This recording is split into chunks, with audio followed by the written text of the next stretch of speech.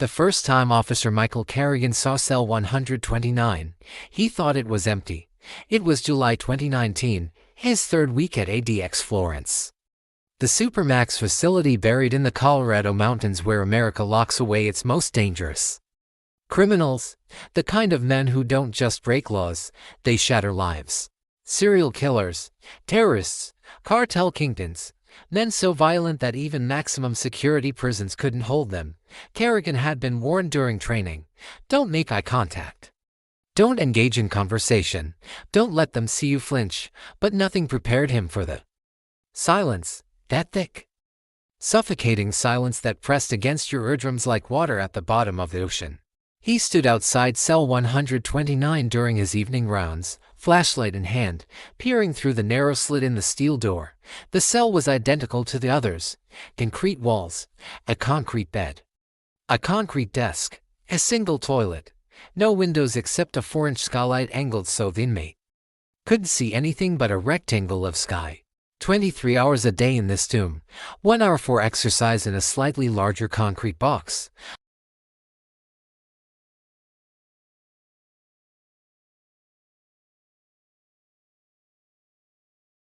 According to the system, an inmate was definitely assigned here.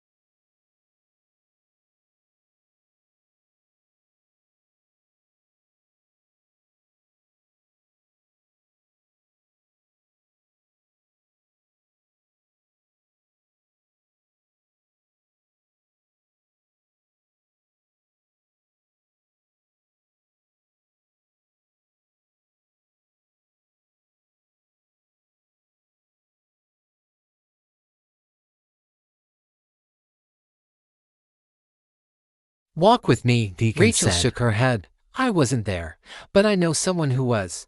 Officer named Tom Brennan. Good man, 20 years on the job. After cell 129, he started drinking.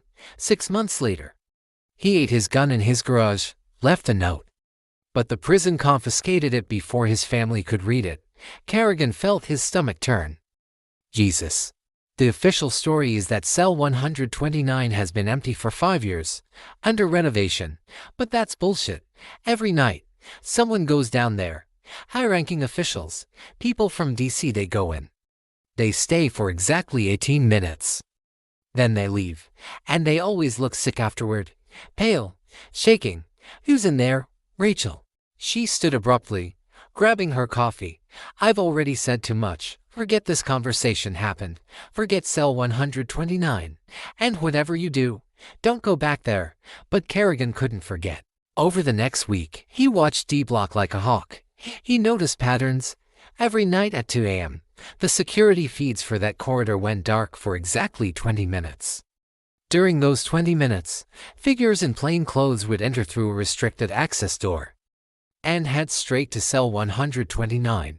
He started documenting everything, logging times, fetching faces from memory. He knew it was dangerous, but he couldn't stop. Something was wrong. Something was being hidden. Then, on his 9th day, he made a mistake. He mentioned cell 129 to another guard, a younger guy named Stevens. Asked if he'd noticed anything strange. Stevens said no, acted normal. But the next morning, Kerrigan was called to the warden's office. Warden Patricia Holbrook was a severe woman in her 60s who ran ADX Florence like a military operation. She sat behind her desk, hands folded, and studied Kerrigan with the expression of someone examining an insect. Officer Kerrigan, I understand you've been asking questions about restricted areas of the facility. Ma'am, you were just following orders, which explicitly told you to stay away from certain areas.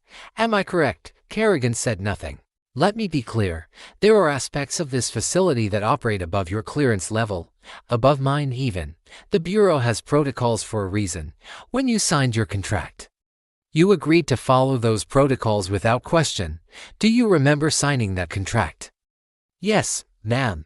Then I suggest you remember what happens when that contract is violated. Termination, loss of benefits, and in certain cases, federal prosecution. She leaned forward. Are we clear? Crystal clear, Mum. Good.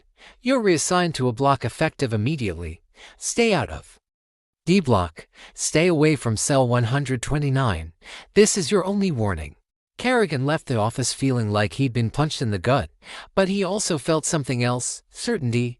Whatever was in cell 129, it was bigger than one rogue guard asking questions. It was an institutional secret, the kind that Ruins lives to protect. That night, he broke into the prison's archive room. It took him 40 minutes to find the file, Prisoner 0988700, Classification X7. The folder was thin, heavily redacted, but one document caught his eye. A transfer order from 2014. The prisoner's name had been blacked out, but the origin facility was listed a CIA black site in Poland. The reason for transfer was coded, but someone had handwritten a note in the margin. Subject exhibits extreme psychological influence, isolation protocols insufficient, recommend X7 containment. Kerrigan photographed the document with his phone, his hands shaking. As he turned to leave, he heard footsteps in the hallway. He killed his flashlight and pressed against the wall, barely breathing. The footsteps stopped outside the archive room door. A shadow fell across the frosted glass. Then, a voice, low, calm, wrong. Officer Kerrigan, I know you're in there. It wasn't Deacon. It wasn't Holbrook. It was a voice he'd never heard before, a voice that made his skin crawl. You're curious. That's understandable. But curiosity is dangerous here, especially about cell 129. Kerrigan didn't move, didn't breathe. He wants to meet you. You know, the man in that cell. He's been watching you. He knows your name. He knows your daughter's name. Emma, isn't it? Sweet girl, 12 years old. Kerrigan's blood turned to ice. Come to cell 129 tomorrow night, to a.m. alone, or we'll visit Emma instead. The footsteps walked away, and in the suffocating darkness of that archive room, Michael Kerrigan realized he'd just made the worst mistake of his life. The digital clock on the D-block security panel read 1:58 a.m. Michael Kerrigan stood in the dimly lit corridor, his service weapon heavy on his hip, his heart hammering against his ribs. Every instinct screamed at him to turn around, to run, to grab Emma and disappear into the night. But the voice from the archive room had been clear. Come alone, or they'd go to his daughter.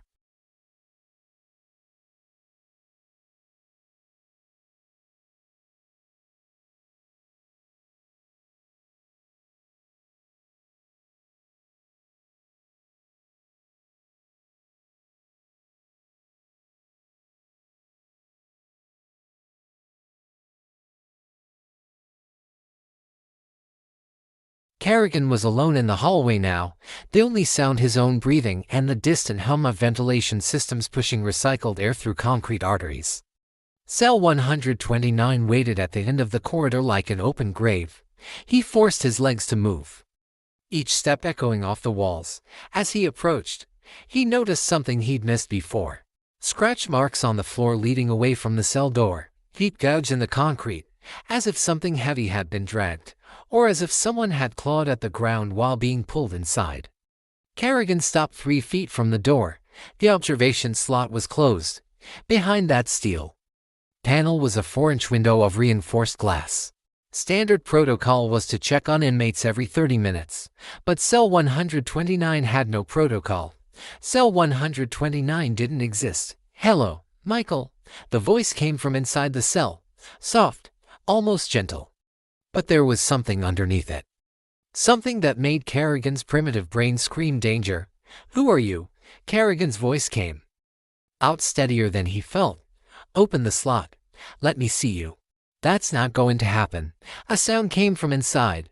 Not quite a laugh. More like air escaping from somewhere deep and hollow. You came here because I threatened your daughter. You came here because you're terrified, but you also came because you need to know, don't you? Michael, you need to understand what's really happening in this place. Kerrigan said nothing. I've been in this cell for 5 years, 2 months, and 17 days.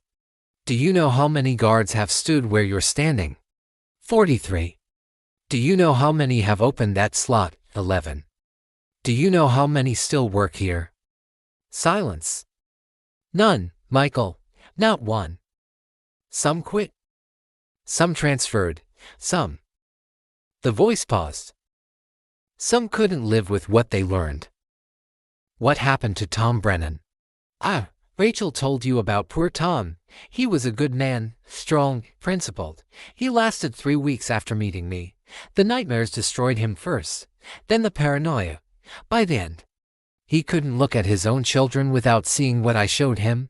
You didn't show him anything. You're locked in a concrete box. Am I? The voice was closer now, pressed right against the door. Open the slot, Michael. Prove me wrong. Kerrigan's hand moved toward the latch before he could stop himself. He jerked it back, horrified. He hadn't decided to do that. His hand had just moved. Good reflexes. But it's already too late. The moment you stood outside this door, the moment you heard my voice, I was inside your head. That's what they don't tell you about cell 129. That's why the cameras go dark. That's why the guards who meet me never last. You're full of shit. You're just another psychopath trying to get in my head, then leave, walk away, go back to your quarters, kiss Emma goodnight when you video call her tomorrow. Pretend this never happened. Kerrigan turned to go. But you'll always wonder about the photograph. He froze. What photograph? The one in your wallet. The one you took at Emma's birthday party last month. She's wearing a blue dress. There's a balloon in the background, yellow, and behind Emma. Just barely visible in the reflection of the kitchen window, Kerrigan's hand went to his wallet. Before he could stop himself, he pulled out the photograph with trembling fingers. Emma, smiling, wearing her blue birthday dress. A yellow balloon. And in the window behind her, reflected in the glass, was a figure, blurred, indistinct, but definitely there. He'd looked at this photo 100 times. He'd never noticed that figure before. That's me, Michael. I've been watching Emma for 3 weeks. I've been in her room. I've stood over her bed while she sleeps. I've touched her hair. I've whispered in her dreams. You're lying, but Kerrigan's voice shook. You've been in this cell for 5 years. You can't what, leave? Who told you that? The warden, the bureau. They lie, Michael. They have to. Because if people knew what I really am, if they understood what cell 129 really contains, this entire facility would be evacuated. This entire program would be shut down.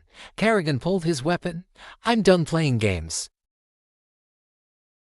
Creating new subjects, better subjects, subjects they can control. And do you know where they're going to find their test pool, Michael? Do you know where they're going to recruit the children for their experiments? Kerrigan felt the world tilt sideways. That's right. Military families, law enforcement families, people with security clearances who can't talk about what happens to their kids. People like you. People with daughters like Emma. You're lying. Emma, check your email. There's a message from the Bureau of Prisons Personnel Division. They sent it 3 hours ago. A routine medical screening for all dependents of ADX Florence staff. Blood work. Neurological assessment. Standard procedure, they'll say. But look at the facility where the testing will occur. Building 7 at the Federal Medical Center in Springfield. Building 7 doesn't officially exist, Michael. But I know what happens there. I was there. They created me in that building. Kerrigan's phone buzzed in his pocket. He pulled it out with shaking hands. New email. Bureau of Prisons Personnel Division. Mandatory medical screening for all staff dependents. He felt the floor drop out from under him. You have a choice, Voight said softly. You can walk away, pretend this conversation never happened, send Emma to that appointment, and in 3 months, you'll start noticing changes. Small at first. She'll seem distant, distracted, then the nightmares will start, the screaming. The time you realize what they've done, it'll be too late. She'll be like me. And they'll take her away to another cell in another facility, and you'll never see her again. Or, Kerrigan could barely speak. Or you help me escape. You get me out of this cell, out of this facility. And I'll tell you everything. How to protect Emma. How to expose Project Chrysalis. How to stop them before they destroy more families. I can't do that. I'd be committing treason. You'd be saving your daughter's life. Kerrigan stepped back from the door, his mind reeling. This couldn't be real. It had to be psychological manipulation, an elaborate con. But the photograph. The birthmark. Female. I need time to think. You have 48 hours, Voight said. After that, Emma goes to her appointment. And once they have her blood, once they run their tests, they'll know she's a match. She has the genetic markers they're looking for. I can see it in you, which means it's in her. She'll be perfect for phase 2. How do I know you're telling the truth? You don't. But you'll find out soon enough. Check Building 7. Look at the construction permits. Follow the money. You're a good investigator, Michael. You'll see the truth. Voight stepped back from the door, his face disappearing into shadow. 48 hours. Then you decide. Your daughter's future. Or your loyalty to people who see her as nothing more than raw material. The slot slammed shut on its own. Kerrigan hadn't touched it. He stood there in the empty corridor, his mind fracturing into 1,000 pieces. Behind him, footsteps echoed. He spun around. Lieutenant Deacon stood at the security door, his face grave. I told you to stay away from that cell. Frank, I'd save it. The warden wants to see you now. As they walked through the facility, Kerrigan's phone buzzed again. A text message from an unknown number. Building 7. Springfield. Go tonight. See for yourself. The truth is waiting. D.V. Kerrigan deleted the message. But he'd already made his decision. That night, he would drive to Springfield. He would see Building 7 with his own eyes. And depending on what he found there, he would make a choice that would either save his daughter or destroy everything he'd ever believed in. But what Michael Kerrigan discovered in Building 7 wasn't just evidence of a government conspiracy. It was something far worse. Something that proved Daniel Voight had been telling the truth all along. And something that meant both he and Emma were already running out of time. Smash that subscribe button like it owes you money. Hit like if you're ready for the darkest corners of the justice system. And drop a comment if you think you can handle what happens when the law decides someone no longer deserves a name. The sirens cut through the Colorado night like blades. Red and blue light bounced off canyon walls, pine trees, and a black ribbon of highway twisting through the Rockies. The snow had started falling again, thick and fast, swallowing sound, swallowing tracks. By the time the first patrol car skidded to a stop near mile marker 62, whatever had happened here was already trying to disappear. The body lay just off the road, half buried in fresh snow, positioned too neatly to be an accident. A man in his late 40s, well-dressed despite the cold. Italian leather shoes. A tailored coat. No wallet, no phone, no ID. His face was calm, almost peaceful, except for the thin line of dried blood at the corner of his mouth. State Trooper Elena Vasquez crouched beside him, breath fogging the air. She'd seen wrecks, overdoses, suicides. This wasn't any of those. The man's hands were clean. No defensive wounds. No signs of a struggle nearby. Just a body placed like punctuation at the end of a sentence. What do we have? She asked. The medical examiner shook his head slowly. Cause of death looks like asphyxiation. Probably manual. But whoever did it knew what they were doing. No bruising on the neck, no panic marks. Elena's eyes drifted up the road, toward the dark mountains. So he didn't fight. No, the examiner said, or he trusted the person who killed him. By sunrise, the story had spread. A mystery man found dead near Florence, Colorado. No fingerprints in the system, no missing persons match. Local news called him John Doe. The FBI called it something else, a problem, because just 15 miles away loomed ADX Florence, the most secure prison in the United States. The place inmates whispered about in lower security facilities, the place designed not just to hold men, but to erase them. Agent Marcus Hale arrived that afternoon, coat still smelling faintly of jet fuel. He stood at the edge of the crime scene, eyes sharp, jaw tight. He'd been with the Bureau for 20 years, long enough to know when a simple death wasn't simple at all. This isn't random, Hale said quietly, watching technicians comb the snow. And it's not local. How do you know? Helena asked. Hale didn't look at her. Because whoever this man was, he was invisible on purpose. The autopsy revealed more questions than answers. The victim had undergone cosmetic dental work years earlier. Subtle, expensive. There was an old surgical scar along his ribcage, cleanly done. Not from an accident, and embedded deep in the lining of his jacket. Stitched so carefully it was almost missed, was a scrap of paper no larger than a postage stamp. On it, a single word was written in block letters: Florence, not the town, the prison. ADX Florence didn't house just any criminals. It held men the government believed could not be allowed to influence the outside world. Terrorists, kingpins, master manipulators. Inmates locked in concrete cells for 23 hours a day, monitored constantly, stripped of contact, stripped of power, stripped eventually of identity.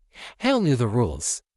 No one came near ADX without a record, no one left unnoticed.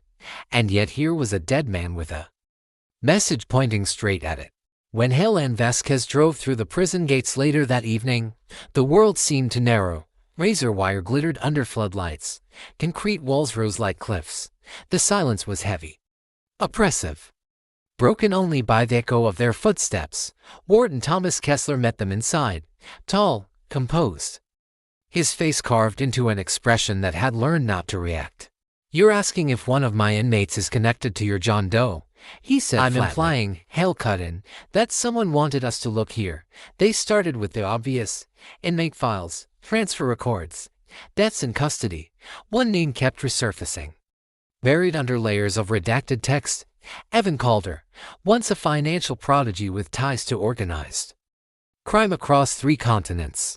Convicted of orchestrating a web of fraud, blackmail, and contract killings without ever pulling a trigger himself.